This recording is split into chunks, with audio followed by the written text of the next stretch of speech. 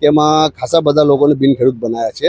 એમાં મોટા ખેડૂત ખાતેદાર જે છે એ છે સાબિર કાબલીવાલા, MIM અધ્યક્ષ, એમના પ્રમુખ MIM પાર્ટીના ગુજરાતના।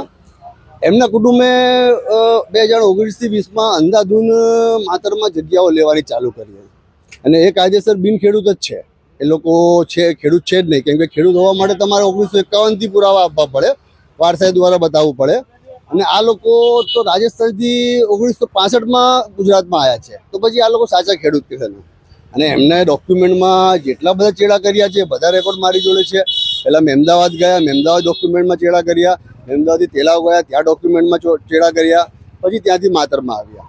આ લોકોએ અંધાધૂન આંખો બંધ કરીને આટલી બધી મિલકતો ત્યાં ના લીધી હોતી તો રાજેન્દ્ર દ્વિવેદી માતરમાં આવતા નહીં, એ આવતા નહીં ને આટલો બધો મોટો કૌભાંડ થતો નહીં, અમારા જેવા સાધારણ વ્યક્તિ હેરાન થતા નહીં। અને આજની તારીખમાં આમના કુટુંબવાળા લોકો માતર તાલુકા છોડીને બીજા તાલુકામાં જગ્યા લેવા જાય તો એ બિનખેડૂત હોવાના લીધે એમની એન્ટ્રી નામંજૂર થઈ જાય છે।